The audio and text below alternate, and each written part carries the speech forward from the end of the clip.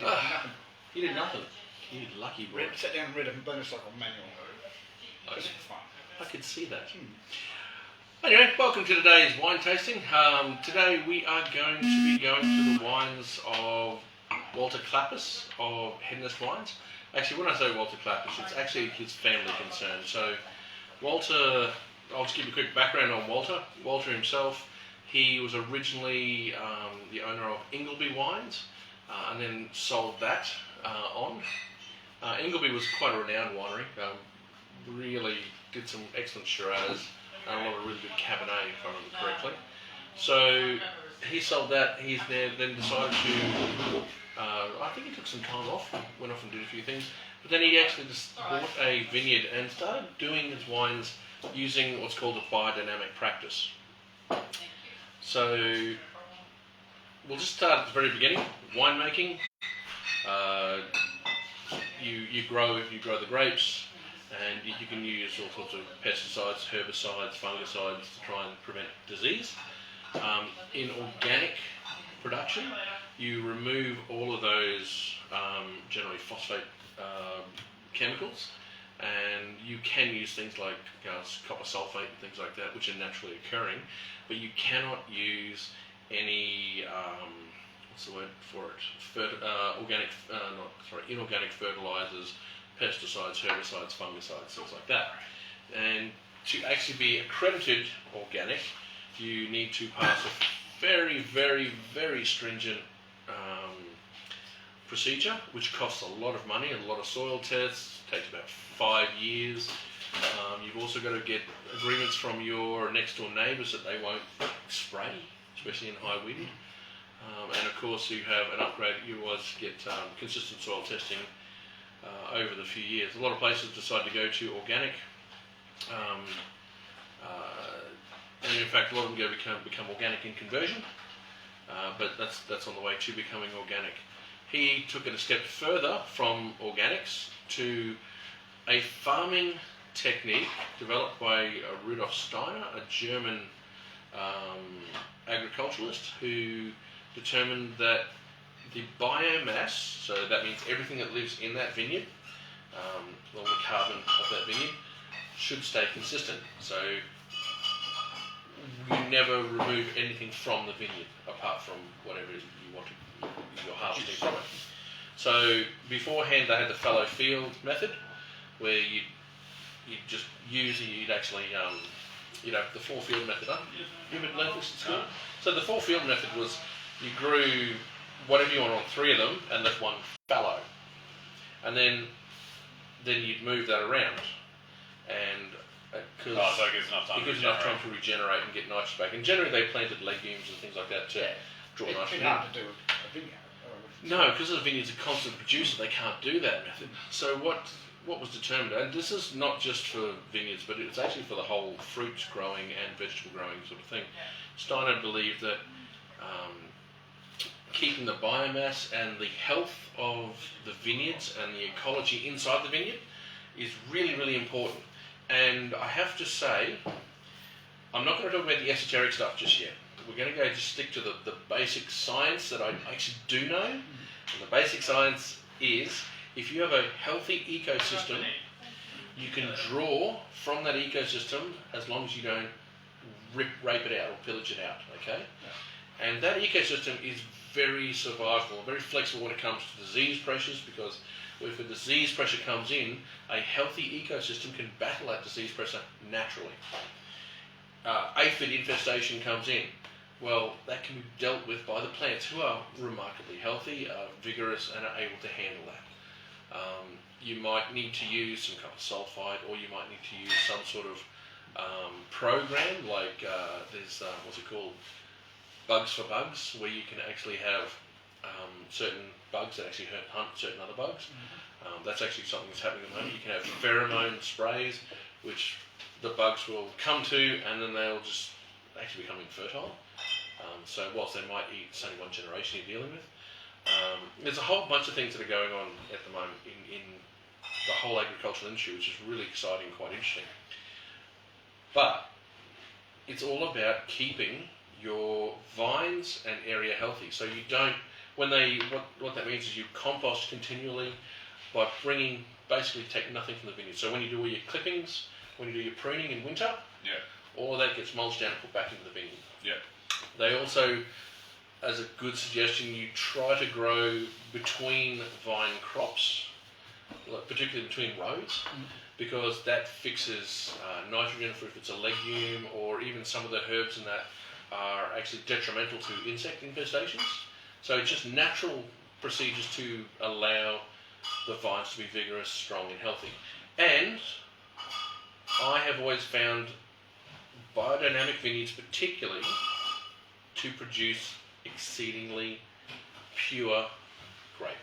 So that means the flavours are on point, they consistently produce it, they're really, really good.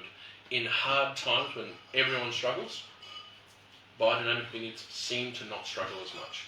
They seem to be more consistent and healthier. Now, that could be just the vigneron walking his vineyards, knowing exactly every single plant, what's going on with it, how to deal with that on a micro level. Or it could be that there is something to this, because the second part to this is the esoteric side.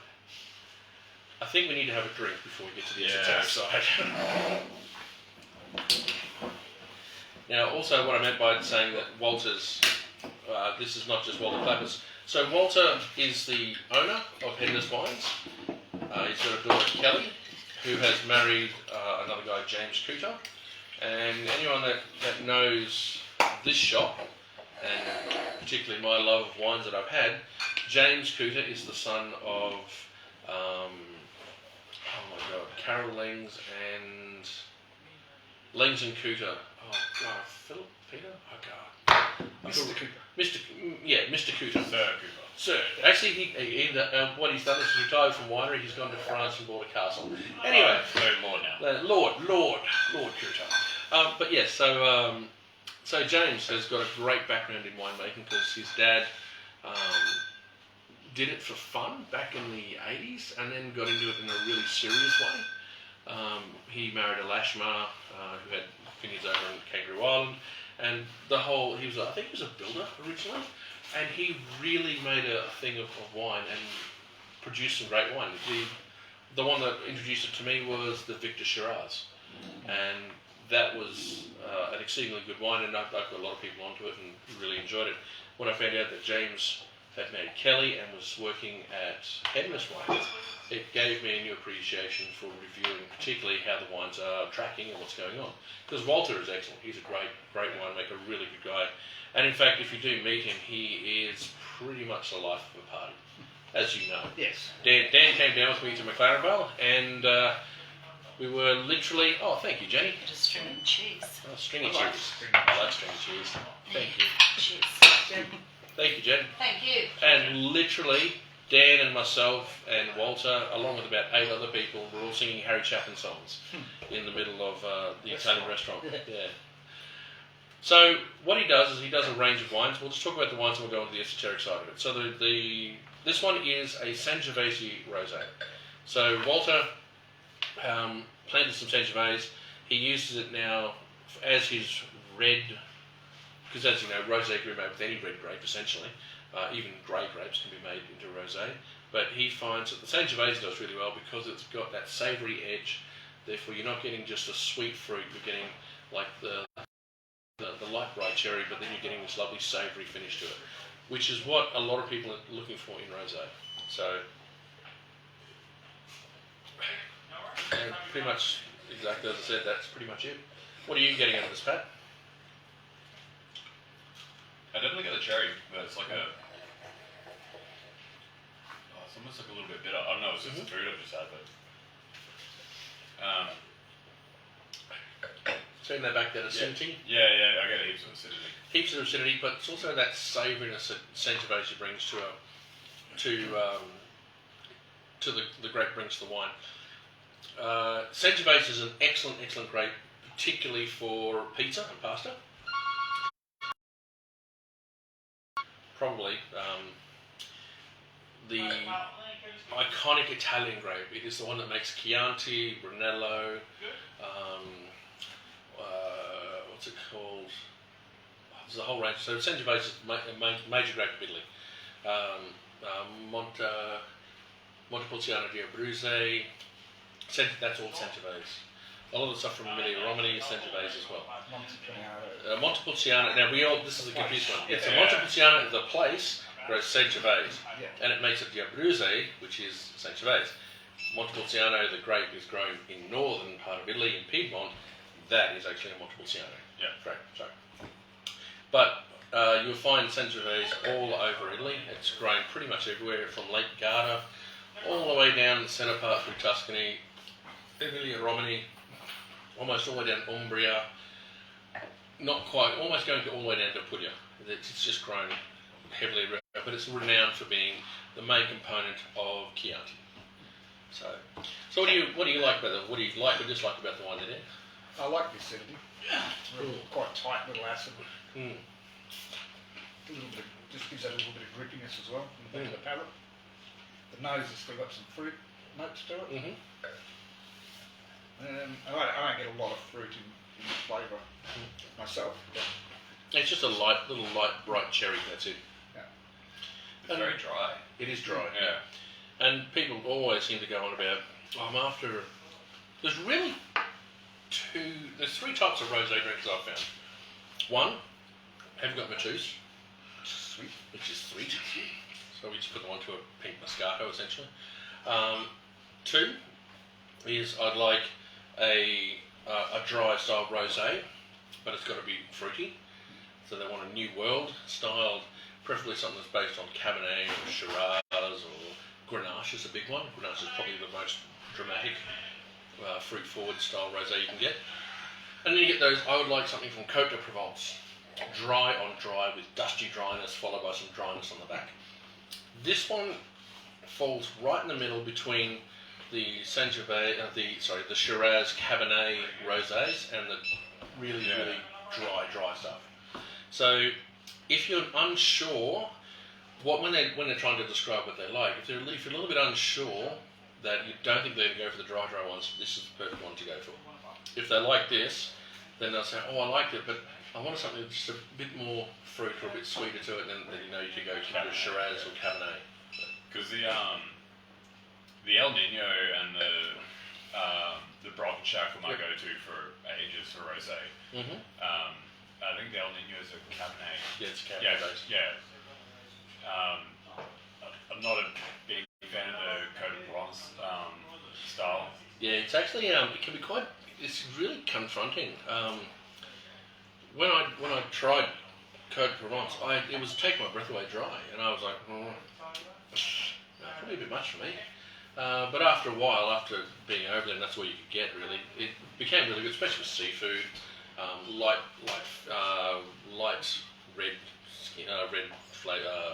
red meated fish. Even quail was actually quite nice.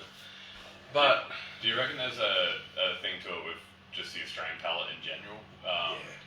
Because Australians seem to like really bold, fruit forward style reds, and you'd think they'd want at least a little bit of that in a rosé. Australians and pretty much the whole New World, so I'm talking every single country in the world outside of France, Germany, Spain, Italy and some of the Balkans, has come from a sugar culture. And we associate sugar and fruit and sweetness and body with what we like. So when you go, what do you like about a Shiraz? I really love, people will say, I love the sweetness of a Shiraz. Oh, okay, well there's no sugar in Shiraz, it's dry. Oh, well there's some sort of sweetness, lots of fruit, so the fruit's forward. And that's literally what people like. So we're confusing fruit with the glucose or the sucrose that comes from the fruit. Yeah, basically. Yeah. So essentially that's, but we've all grown up in a sugar culture. America's grown up in a sugar culture. Chile, New Zealand, South Africa, you name a wine region outside of those, like the old world, literally they've grown up with sugar. And so they like intensity, they like full-bodied flavours. And that's what we do. I like this one because it's not sweet in any way, shape or form. It is dry. The acidity is really good, matches really well with the food. But as I said, if you put this next to a Brockenshack, the Brockenshack will look a lot brighter and sweeter. Yeah. This obviously looks a lot lighter and probably just a nice, beautiful, savoury edge. No, I think that stands it well.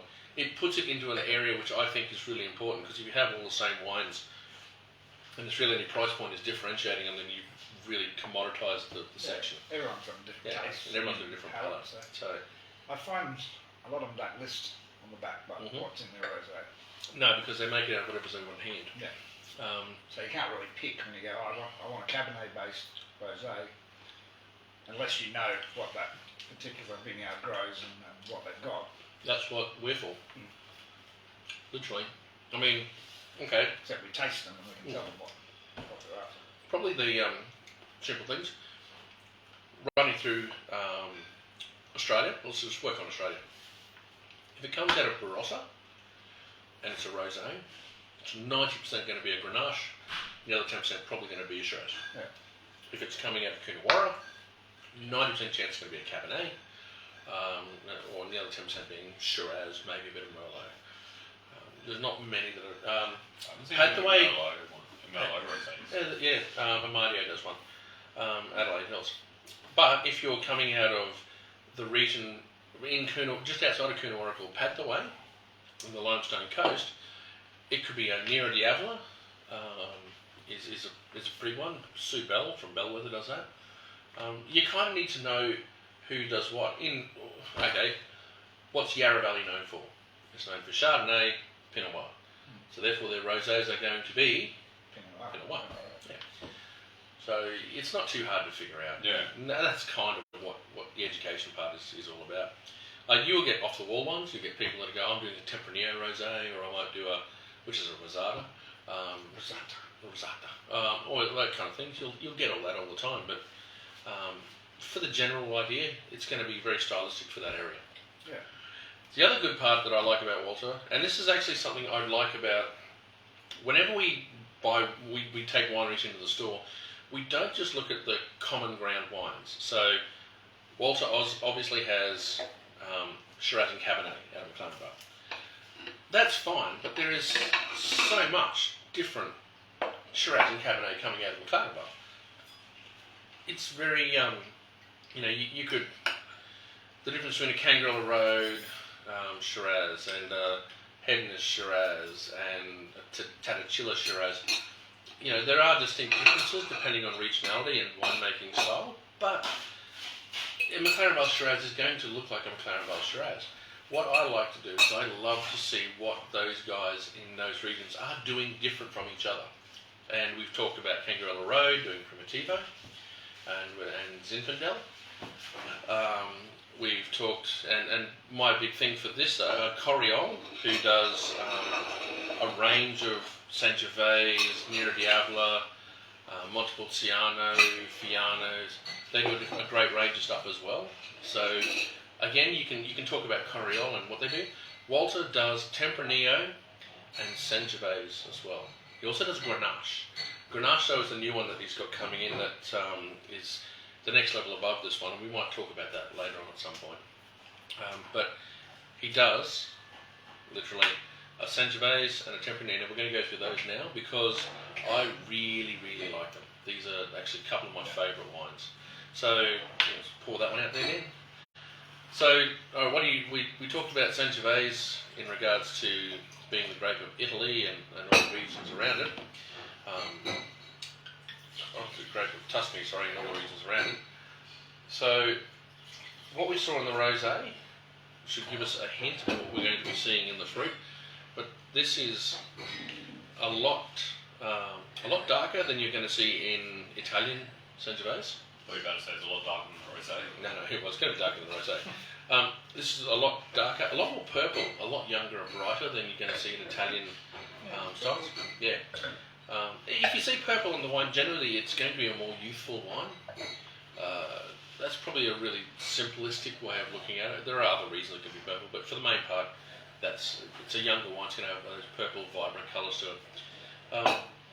But what I like is that it does show still being a Sangiovese. So it has cherry, it has the savoury edge, It's even got some mint leaves on there as well. Yeah. 18 or 19? Dude, Yeah. you think your fries are bad. They, Pat, you're the youngest. they obviously don't want us to know. 'Cause 18. It's very 18. small. 18. Actually, we'll just run through a couple of awards that this Walls has got over the years. He's won. Actually, I've got to remember. I've got to get this right. His Shiraz was the Qantas First Class wine, selected out of 300 different wines. Qantas First Class, yeah. That's what they international national flights.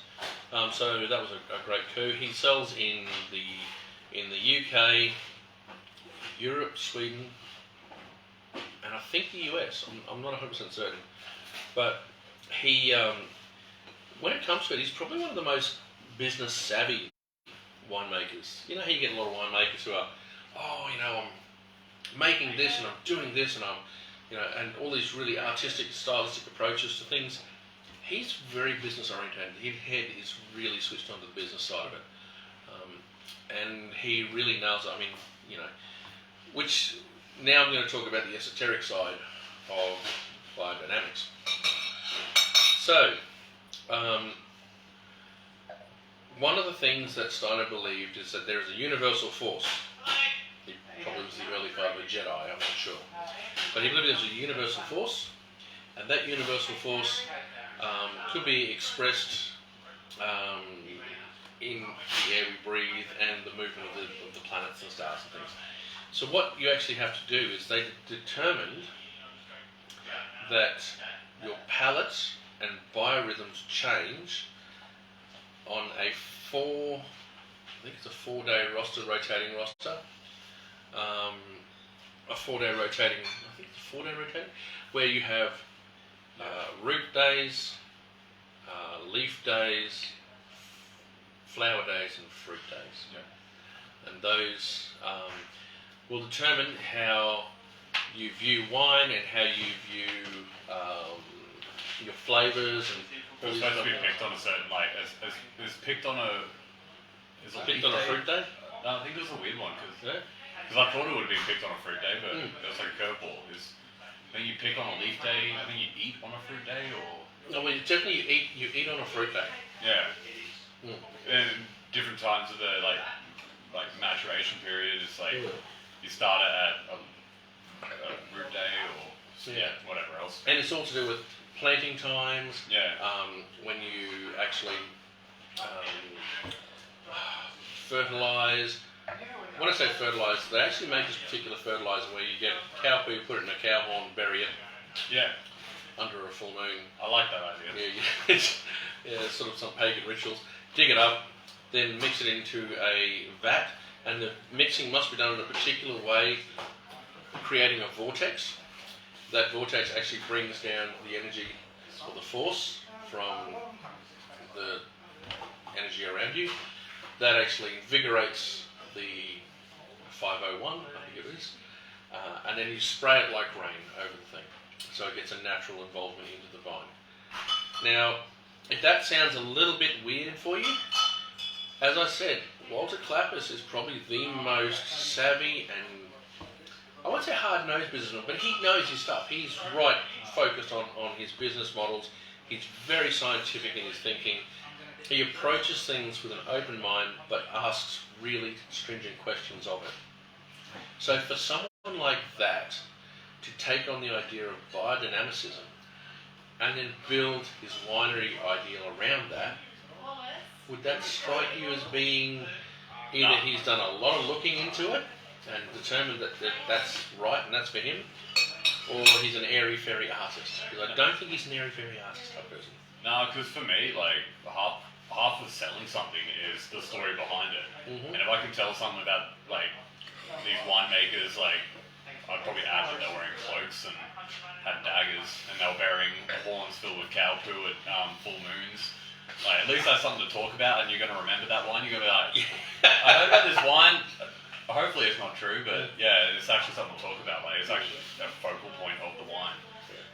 So yeah, there's how much of it helps, I don't Well, I've had massive arguments about this. I'll get your opinion, Dan. What do you think about the whole biodynamicism?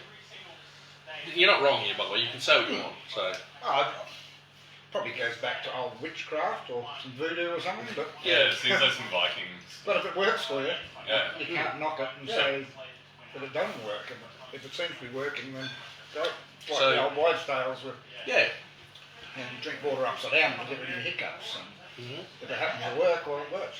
So, one of the we had a discussion. It was a very open forum discussion. There was 2 masters of wine. There was 8 sommeliers, restaurateurs, really, people in the industry who know their stuff. So this isn't an uninformed discussion with people.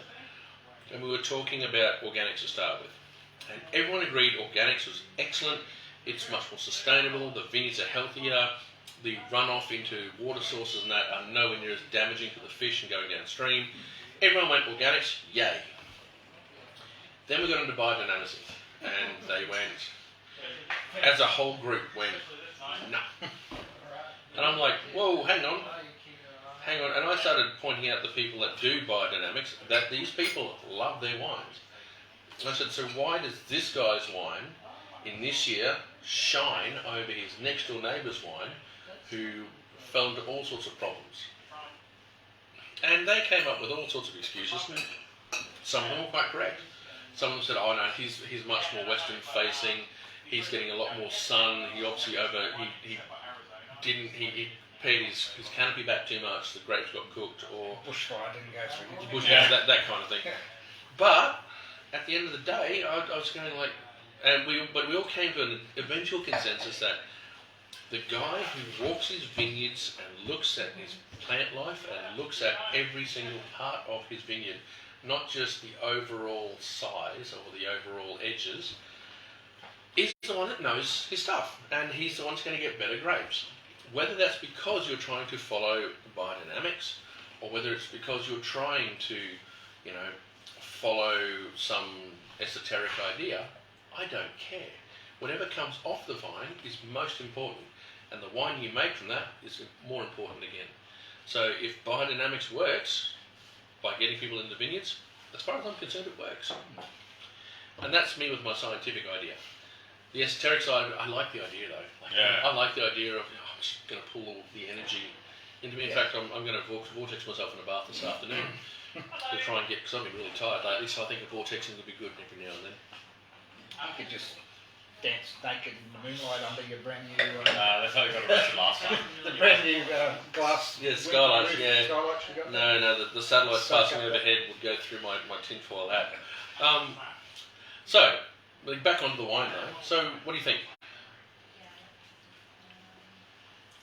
Some vegetable... Yeah, vegetable characters. Yeah, vegetation type characters Yep. to it. Nice drippy little bit of tannin. Yeah, I've said the tannin is a little Nice bit acid. good. Yeah, the tannin kind of shines through. I don't really get too much fruit right forward of the tongue. No, again, with Sangiovese, you don't generally get big, powerful fruit unless it's been made in a big, powerful style, using generally heavier oaks and things like that Like to a dark colour. plumminess about it, I suppose. It's definitely got black cherries. Black cherry too. In fact, black and red cherries. I'm getting a lot of black and red cherries. I quite love it. I actually really like this style because of that back palate, that savoury A edge. little sourness to it. Yeah. It's definitely got savoury. That savoury edge is just awesome. I think that's what I probably meant about the Vegetable style. character, yeah. I really like it for that because it's a wine that you can, when you finish your glass, the persistence does end a little quicker than you have for other Shiraz and things like that. But it leaves you wanting to reach for the glass again, which is a sign of a pretty good wine. So, what food would you generally mix with Sangiovese, and what food would you mix with that one? So, Sangiovese as a general one, obviously it's going to be Italian. Yeah. So therefore, pizza, pasta, tomato-based dishes, even Hungarian goulashes, not goulash, but what's it called? Beef bourguignons and things like that will work really well with it. With this one, because of it's Australian, it's going to have more powerful fruit to it. You want to have, you know how in Italy, when they make a pasta, it's actually really light and very aromatic, because the tomatoes are much thinner skinned, and it's beautiful and light. Basically, their pasta dishes are a lot lighter. Their wheat isn't like the GMO crops that we have. We do with the stalks like that thick. Yeah. So, but they usually have like an oily sort of oiliness about the pasta, don't they? Yeah. Like light olive oil or something. Well, light olive oil stuff, but rather than a big heavy. In Australia, if you notice, our spaghetti bologneses and Neapolitan sauces and things like that are very dense. And I'm not going to blame anyone or say anything about it. It's just naturally because our produce is dealing with a lot hotter climate, so it's developed thicker skins, which means that it's going to have. You have to you really should sort of cook your tomatoes off before you put them. You should peel the tomatoes and then put them into the dishes and things like that to get the best out of them. It's a long process, and generally no one does it. We add tomato paste into our pizza sauces, which we don't. They don't do over there. They actually use tomato. Make it from scratch. So our foods, our Italian-based idea foods, work really, really well with this anyway. So pizza and pasta still works over here, mainly because our ingredients are also the ones that are more fruit forward and bigger flavour profiles and things like that to it. Carbonara, not so much. I had something weird the other day. Too creamy, yeah. Apparently the wine you're supposed to mix with a traditional spaghetti bolognese in Italy is a Pinot Gris. Depends where you are, I guess. Yeah. In the northern part of Italy, possibly. Yeah. But again, that may be right. I don't know. I know that when I was over there, Gianluca, who had his cooking class in Lecce, I think it is, the walled city anyway. We did a cooking class there. Awesome guy. The dude can speak like 5 languages. And I don't mean like can speak 5 languages like you or I can speak 5 languages. I mean he can speak 5 languages. He had Japanese students. He's obviously Italian. He had Japanese students that he was teaching how to be chefs. He was also speaking English to us. And he also did French and he did German. And he'd switch between them all the time, like just naturally. Now that was impressive in itself. The cooking was amazing. And I have to say, when it came to making stuff, he used red wine. Yeah. We did a bolognese. That's what I always thought. I always thought it was a red wine thing, but yeah. No, not necessarily. It depends on the wine of the region too. I guess it would depend on how light that tomato sauce is going to be as well. If you had a really light sauce, You do want to have a light style. Well, my next bag bowls usually just mince and tomato sauce and Pinched garlic. yeah. Oh, did you see the? This is off topic. Sorry. There's actually an Italian chef who watched Gordon Ramsay's How to Make Carbonara, and nope. Oh wow, that's going to start a big brawl online. I can see that. Anyway, so I haven't got my phone either, so Pat will have to read any messages if they come. Messages, yes. So anyway, that's fine. The Sangiovese for me is really, really good. I really like that style, and it goes really well with the food, particularly what we've got in front of us. That's a really lovely thing. Caprese salad. Yes, it's done wonderfully. Is this going to be on the menu? Like, can we order this generally? Yeah, so like, does she get? If she does this, she should put this on her menu, because this would be an absolute clanger for if you're coming out and you just want something have something like. This is what you could call tacos, isn't it? Yeah, essentially it is. Yeah, 4 plates. Right, now we're going to go to Tempranillo. Now, one of the big things about Walter is that he makes more than just Hedonist wines. Whether or not he wants this spoken about, I don't know. But he does make wine for. He's got a wine label that he does with Samantha Benstone.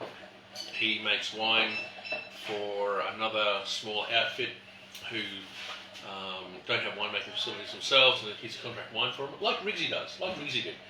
So he has many fingers in many pies. He's also, as I said, a very, very, very business oriented, really knows what he is, but you're not going to find a much more lovable guy. He is just exceptional. As a human being, he's exceptional too, because he does actually think not just about himself and his winery or himself and how to get more sales. He actually does think about other people. And we've discussed many things over the years, and I have to say he comes up with things that just you sit there and go, your head just goes. You never realised that was a thing. So as I said, very intelligent, very scientific, but certainly knows the wine trade, knows what to do for it. And so if he says something to me, I'm going to take that with more than a grain of salt. Yeah. Tempranillo. Just before you go on, does he? So they bring in the grapes from other places, and he uses his facilities to make it. Yes, that's correct. And that, Although he might sell portions of grape, I believe he does buy some grapes from outside his own estates as well. I was just wondering if you were running fully organic, you wouldn't be able to do that, would you? As long as they were fully organic. They would have to be coming. They'd have to be from another certified, organic. Then even the tankers like coming to get them would have to be like clean. Yeah, they are. Through, They like, have to be. Yeah. Here's a story for you. So, this actually happened to a winery. They lost their entire production of their white varietal 1 year because the tanker, when it came to pick up their wine, hadn't been cleaned properly. So they put their wine into this tanker. They took it, this lovely, beautifully finished wine, to get it bottled. Yeah. Put it in the tanker. The tanker drove, dropped it off, emptied it into the back there for bottling, and in the bottle it had picked up lees from the previous wine that had been in there, so yeast, and it re-fermented in the bottle. Oh. So this wine came out green and horrible. Oh. Lost their entire vintage. It was a big insurance claim. You know, it wasn't the bottling line's fault, but it was the transport driver's fault. They should have cleaned the trucks. So trucks do get cleaned very extensively between deliveries. Yeah, 'cause I remember when I used to work in the abattoir, like we'd have to do organic and then normal products, and we'd all have to go through pretty much a sanitising room. Yep. Before we could even go back in there, someone had to walk around, sanitise literally everything. Like it was, you'd do about half the production through a day. Yep. Yeah, just because of the cleaning process involved. Yeah, it is. It's one of those things that, you know, if you're stating something on the label, you are going to have to be fully around it and aware of it. But you wouldn't want to bring other diseases or anything on the property either through other people's trucks and. Well, actually, that's an interesting point, because I remember what we just said is that the whole point of biodynamics is that you don't want diseases from other people's trucks and things, and they do wash the trucks down, but your vineyard's going to cope better than the other vineyards. I think that's a really important point. Oh, if it does come in. Yeah, because if that truck's been to your place and it's been to somewhere else, it's been to somewhere else. Like harvesting machines are usually hired out, aren't they? And then used on several different properties. So, if one vineyard had something and then moved on to the next one, started harvesting without a reasonably thorough sort of clean. It's actually, so I'm not 100% certain, but I will almost guarantee that in that area, you know what diseases are where. Yeah. So, put it this way, if you are not allowed to walk through vineyards in any wine region. If you're in a wine region, a big sign, please do not walk through our vineyards. Really? Yes. If you're going to take it on a tour through the vineyards, absolutely fine. Because you will be with someone and they will get you to clean your shoes and stuff beforehand. But same with America and Cospartner, I suppose. So there's a special shoe washing machine there that they'd like you to use before you walk through. Because you can give all the tree roots different diseases from different yeasts and other things that are on your boots. One of the big ones in New Zealand, we were there, they said if you're heading from one island to another, from north to south or south to north we were heading, we had to fully wash our car. If we'd been to a farm, which we had been, we had to fully wash the tyres in our car. We actually had to pull into this thing. They, ran the tyres and it got washed, the whole thing. The car got washed off. So you had to put a clean car onto the ship. Our shoes had to be washed off because the vineyards didn't want to have, I can't remember what it's called. It's not phylloxera, but it's another one. But it causes root rot. Yeah, that kind of stuff. So that all happens. So, So Tempranillo. So, Pat, tell us what you know about Tempranillo. We'll fill out the rest of it for you. You're allowed to look at the glass and taste it. Yeah. Spanish varietal. Yes. For, like, I wouldn't have got that. Really? It's from. Yeah. Usually it's not as high tannin. The fruits from the ones I've had before are a bit more bolder. Mm-hmm. Maybe that's just the Australian style of it, like compared to like the actual like what is it, Rioja, yeah. Yes, can't really think. Okay, so Tempranillo, originally a Spanish grape. Two classic regions for it in Spain, Rioja and Ribera del Duero.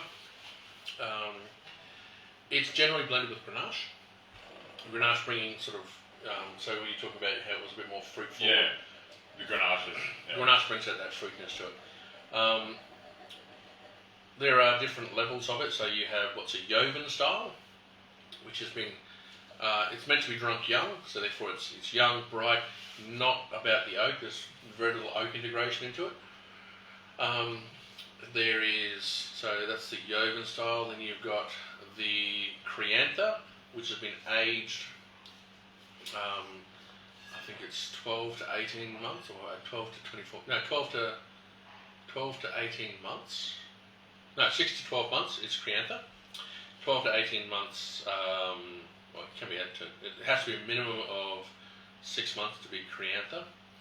So that's aged on oak. You have a Superior or a Reserva. Reserva is usually, a Superior is chosen by the winemaker to say this is the best of that I can do.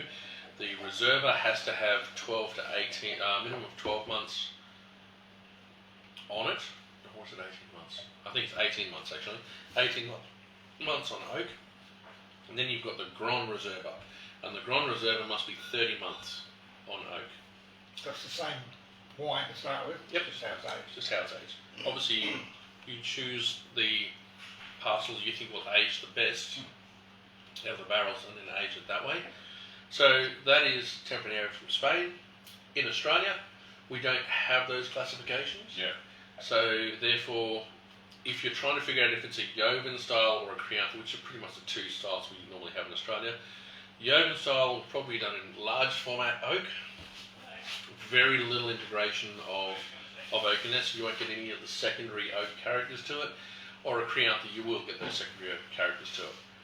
That's the easiest way to think about it when it comes to. So what's the method to say apply the oak over here then? Is it like vat with like staves or? No. Well, it can be vat with staves. It can be barriques. It can be foudres, which are the really big ones that you put in. Doesn't give much interaction with the oak. You've got a hogshead which is 500 litres. So you've got a range of barrels you can use, and depending on if they're new, old, or otherwise, generally they use older oak because they don't want too much of those bright vanillins sitting in the wine. Despite the fact I really like those bright vanillins in the wine. So let's have a guess. What do you reckon? Is this Joven or is this a Criantha sort of style? It's not super oaky, so it'll leave a wider Mm-hmm. one of it. 12 months, 12 to 18 months as well. So what do you stick your nose in it though? I'm just going to check this because maybe it's special. I'm not sure. Wait, let me just check the A little bit of vanilla. Mm.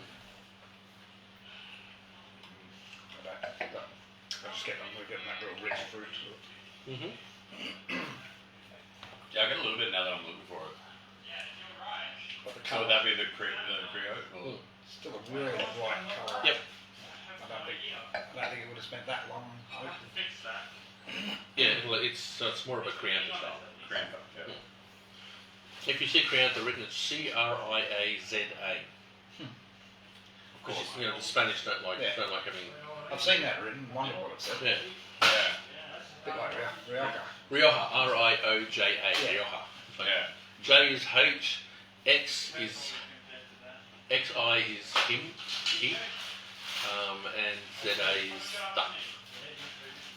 I don't know. I actually was talking to Richard Mohan, the guy who does the peppers, the Spanish peppers, and he said that, and it's a story, it was a good story, I don't know how true it is, but it's a pretty good story.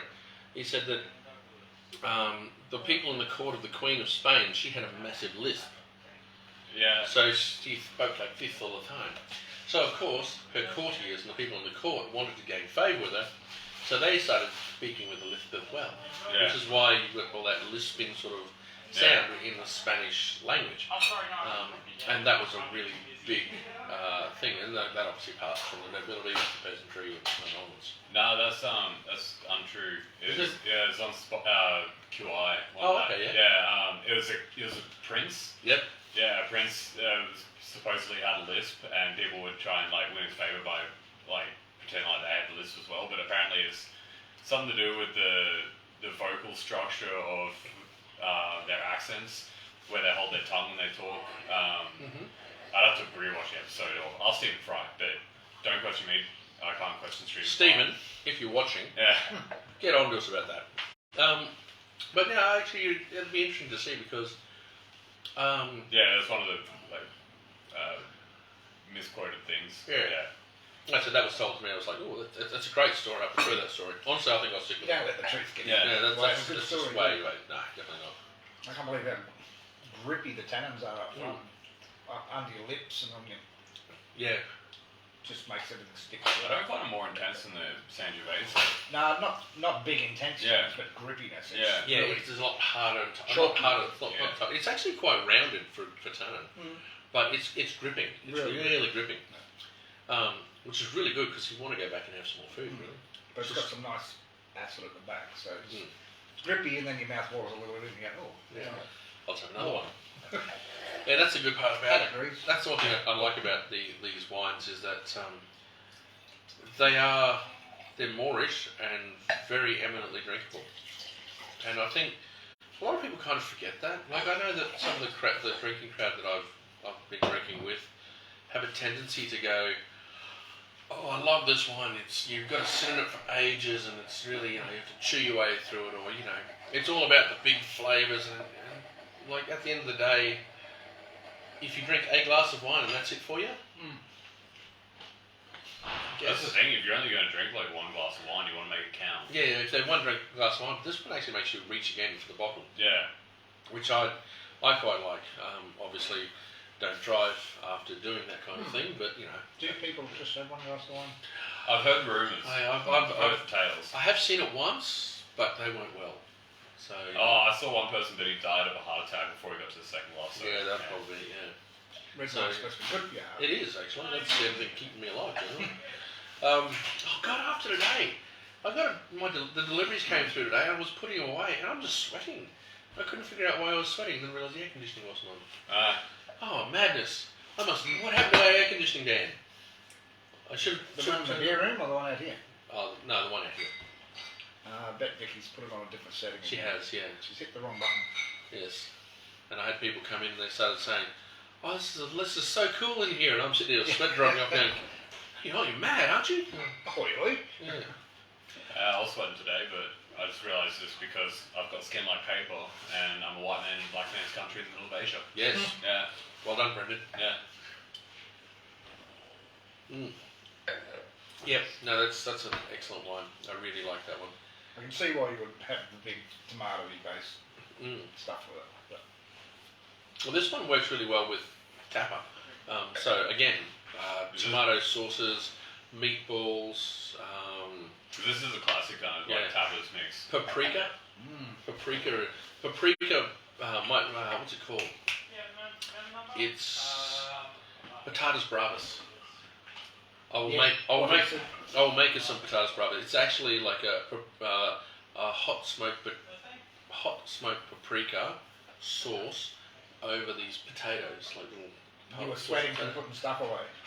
Yeah, but it's really important to know that you have to do this. So, yeah.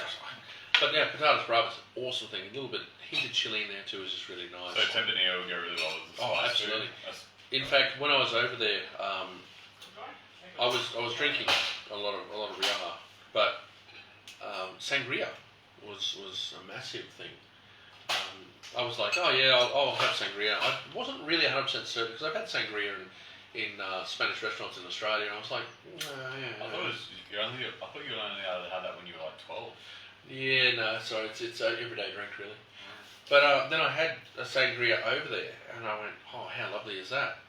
That was really good. But then I went on to a vermouth after that, which is something I would never have considered drinking. Have you ever had No, vermouth, Rosso vermouth. I've had the Rosso vermouth. Yeah. Yeah, I'm You not get- a fan. Get the good stuff. Don't get the bulk produced stuff that seems to turn up a lot.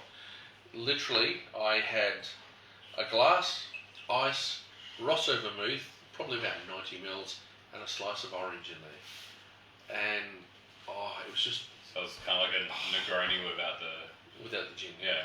It was just awesome. And that patatas bravas, and then after we ordered some tempranillo or some rioja, I should say, and drank that, and then it turned into a bit of a boozy night after that. You sound like a booze night before that. Yeah, no, I got mugged on the way home. I was in Barcelona. On the way home, a guy walked up. With Roz was with me. We were walking along. We just come from Bly 9, so we're walking back towards Los Ramblos, and this guy comes towards me. He's not a big guy or anything.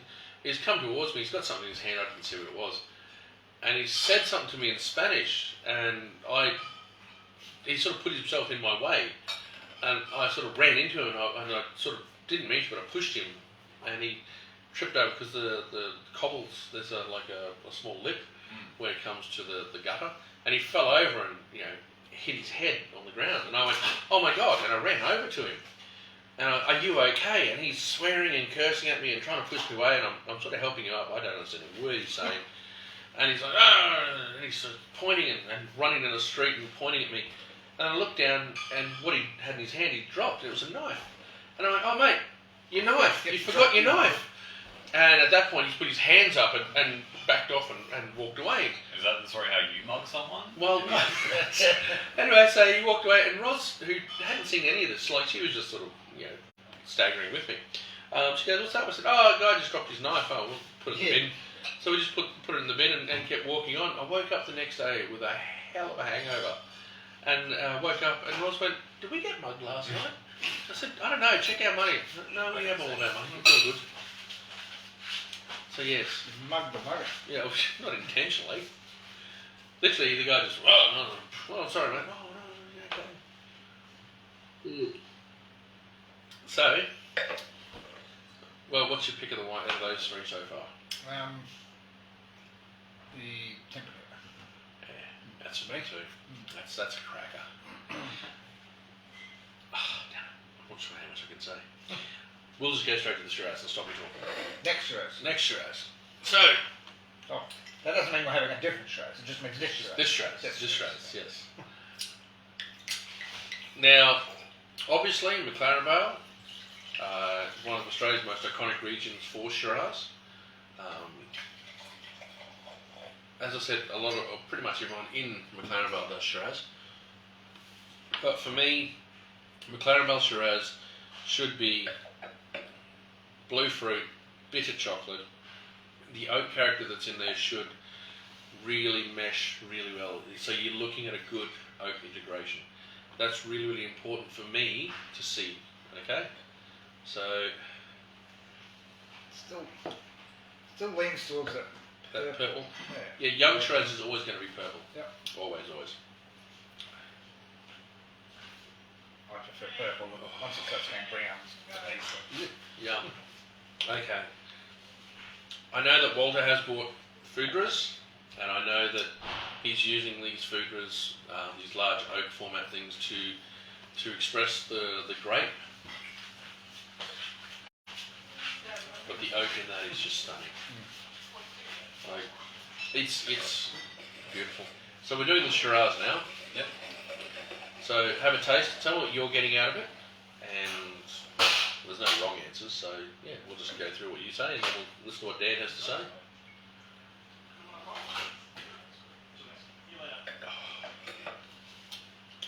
It's like plum and like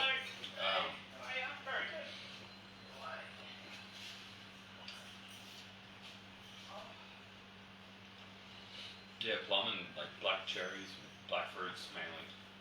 I'm getting black fruits, but so blue fruits more than black fruits for me. So I'm getting like a blueberry, but I'm also getting those cherry notes that you're talking about. But I'm even getting some red raspberry in there as well. But the vanilla in the back, like you are getting a vanilla bean. So Dan, what are you grabbing? What are you seeing in this? Really upfront, right fruit Yeah. at the start. Definitely the oak at the back.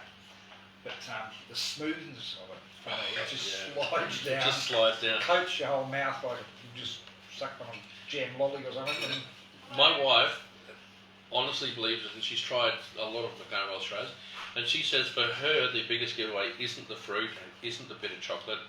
For her, it's the velvety nature of the wine, the velvety tannins. velvet smooth. It's velvety, it's smooth. Just goes, it's round, it's soft, it just slides down. And at the end of the day, you're just going, I'll have another glass, please.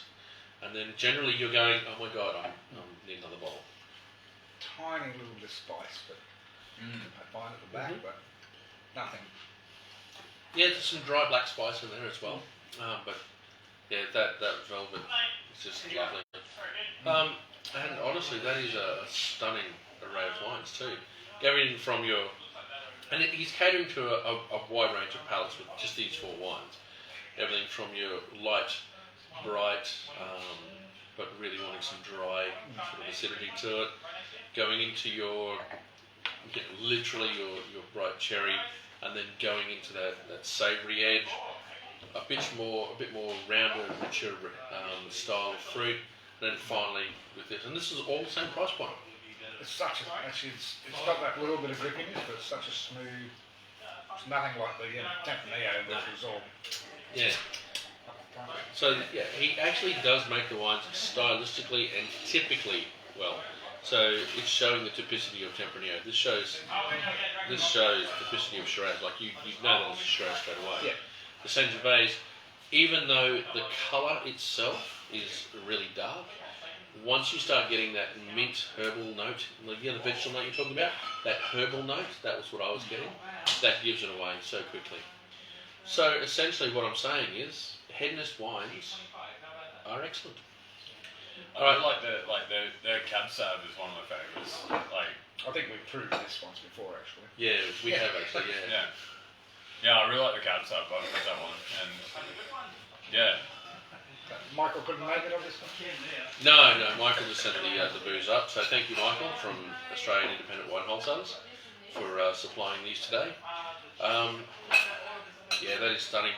We are going to do one more wine after the stream finishes, because we were given a very, very special bottle which we wanted to review online.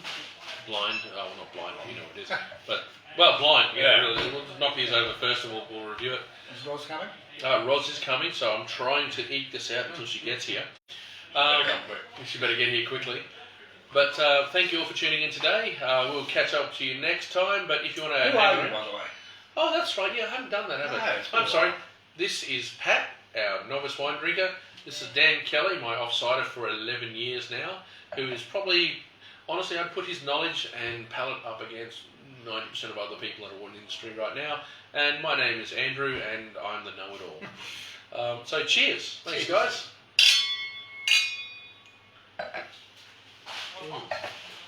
Oh, actually, which one's the best one? It's hard to go against the Shiraz. Yeah, I'm going the Shiraz. Can't. Damn! I love the Shiraz too. Okay. Rightio. Thank you very much. Cheers. See ya.